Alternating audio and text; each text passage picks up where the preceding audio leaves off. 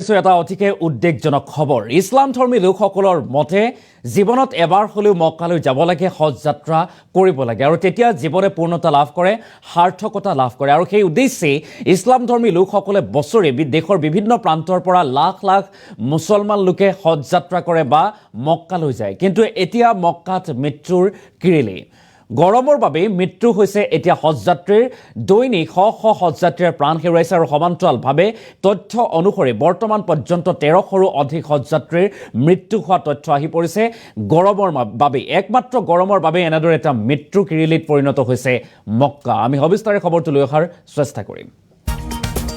Saudi আৰবত হজযাত্ৰীৰ মাজত এতিয়া মৃত্যুৰ কিৰিলি আৰু দিনক দিনে বৃদ্ধি পাইছে হজযাত্ৰীৰ মৃত্যুৰ সংখ্যা মৃতকৰ সংখ্যা বৃদ্ধি পোৱা দেখিবলৈ পোৱা গৈছে গৰম সহ্য কৰিব নোৱাৰি মক্কাত এই পৰ্যন্ত মৃত্যু হৈছে 1301 গৰাকী হজযাত্ৰীৰ সৌদি আৰবত অত্যধিক গৰমৰ বাবে মৃত্যুক আকোৱালি লৈছে হজযাত্ৰীয়ে উল্লেখ্য যে মক্কালৈ যোৱা 100% যাত্ৰীৰ 83% যাত্ৰীয়ে পঞ্জীয়নহীন আৰু ফলত চৰকাৰী সুবিধাৰ পৰা বঞ্চিত হৈ বাটে পথে দিন ৰাতি কটাবলগীয়া হৈছে হজযাত্ৰীসকলে আৰু গৰমৰ ফলত এনেদৰে মৃত্যু হৈছে মক্কাত এই বছৰৰ তাপমাত্ৰা 51.8 ডিগ্ৰী সেলচিয়াছ পৰ্যন্ত বৃদ্ধি পাইছে আৰু 16 জুনত সৰ্বাধিক হজযাত্ৰীৰ মৃত্যু হোৱাৰ তথ্য আহিছিল 16 জুনত সৰ্বাধিক হজযাত্ৰীৰ মৃত্যু হৈছিল কিয়নো নামাজ আদায় কৰাৰ পাছত ছয়টানক শিলগুটি নিক্ষেপ অনুষ্ঠানত অংশ লৈছিল হজযাত্ৰীয়ে আৰু সেইদিনা আছিল প্ৰচণ্ড গৰম উৎকট গৰম আৰু ছয়টানলৈ শিলগুটি নিক্ষেপ কৰিয়ে গৰম সহ্য কৰিব নোৱাৰি মৃত্যু হৈছিল বহু লোকৰ আৰু মৃতকৰ ভিতৰত কেইবাগৰাকীৰ বৃদ্ধ তথা দীৰ্ঘদিনীয়া অসুস্থ ব্যক্তিও আছিল বুলি জানিব পৰা গৈছে আৰু এই বছৰ সৌদি আৰবৰ মক্কালৈ 18 লাখ হজ যাত্ৰীয়ে যাত্ৰা কৰিছে আৰু তাৰে 16 লাখেই দেশৰ বিশ্বৰ বিভিন্ন প্ৰান্তৰ পৰা অৰ্থাৎ বিদেশৰ পৰা মক্কা ভ্ৰমণলৈ গৈছে আৰু অহা বছৰ জুন মাহৰ আগতে হজ হোৱাৰ কথা আছে বুলি জানিব পৰা গৈছে কিয়নো গ্ৰেগৰিয়ান কেলেণ্ডাৰত প্ৰতি বছৰে হজৰ সময় প্ৰায় 11 দিন আগবাঢ়ি আহে আৰু গতিকে জুন মাহৰ আগতে হয়তো হজ হ'ব পাৰে যাৰ বাবে আহিবলগীয়া বৰ্ষত গৰমৰ বাবে হজযাত্ৰীৰ মৃত্যু কমিব বুলি এতিয়া আশা কৰা হৈছে আৰু এই বৰ্ষত ইজিপ্তৰ সৰ্বাধিক 658 গৰাকী হজযাত্ৰীৰ মৃত্যু হৈছে আৰু মৃত 658 গৰাকীৰ 630 গৰাকীয়ে পঞ্জীয়ন নকৰাকৈ যাত্ৰা কৰিছিল মক্কালৈ আৰু ভাৰতৰ লগতে অসমৰো কেইবাগৰাকী হজযাত্ৰীয়ে প্ৰাণ হেৰুৱাইছে এতিয়া মক্কাত পুনৰবাৰ উল্লেখ কৰিছে এটা অতিকে দুখৰ খবৰ যে সৌদি আৰবত হজযাত্ৰীৰ মাজত এতিয়া মৃত্যুৰ কিৰিলি দিনক দিনে বৃদ্ধি পাইছে মৃতকৰ সংখ্যা গৰমৰ বাবেই মক্কাত বা সৌদি আৰবত গৰম সহ্য কৰিব নোৱাৰি এনেদৰে এতিয়া মৃত্যু হৈছে বহু হজযাত্ৰীৰ আৰু অসমৰ পৰাও কেইবাগৰাকীও হজযাত্ৰীয়ে উৰা মাৰিছিল মক্কা মদিনালৈ আৰু তাৰ পাছতেই মিনাৰতো অংশগ্ৰহণ কৰিছিল ছয়টানক শিলগুটি নিক্ষেপ কৰা অনুষ্ঠানতো অংশগ্ৰহণ কৰিছিল আৰু অসমৰো কেইবাগৰাকী হজযাত্ৰীয়ে প্ৰাণ হেৰুৱাইছে আৰু লগতে দেখিবলৈ পোৱা গৈছে বিশ্বৰ বিভিন্ন প্ৰান্তৰ পৰা অহা হজযাত্ৰীৰ মাজত এতিয়া মৃত্যুৰ কিৰিলি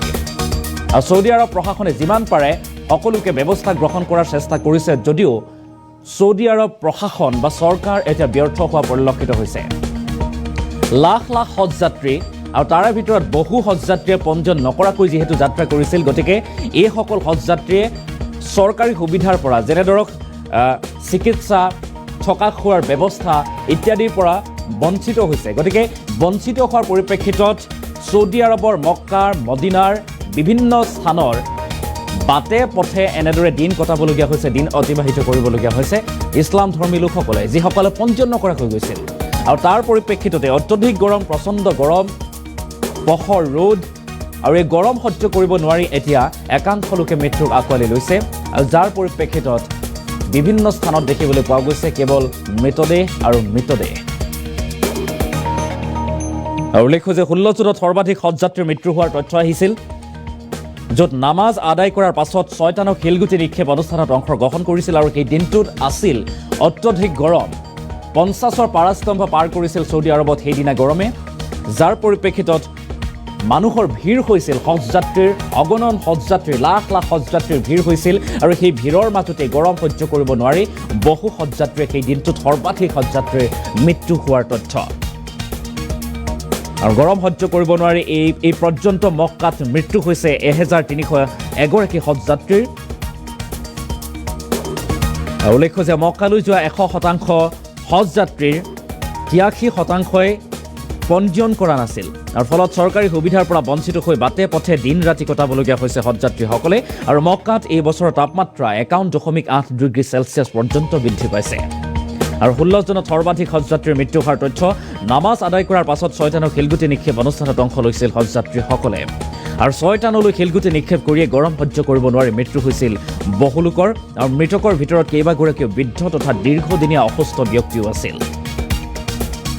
আৰু এই বছৰ ছৌদি আৰবৰ মক্কালৈ 18 লাখ হজযাত্ৰীয়ে যাত্ৰা কৰিছে আৰু তাৰে 16 লাখেই বিদেশৰ পৰা মক্কা ভ্ৰমণলৈ আহিছে বুলি জানিব পৰা গৈছে আৰু অহা বছৰ জুন মাহৰ আগতেই হজ হোৱাৰ কথা, কিয়নো গ্ৰেগৰিয়ান যি কেলেণ্ডাৰ এই কেলেণ্ডাৰ অনুসৰি হজ যাত্ৰাৰ দিন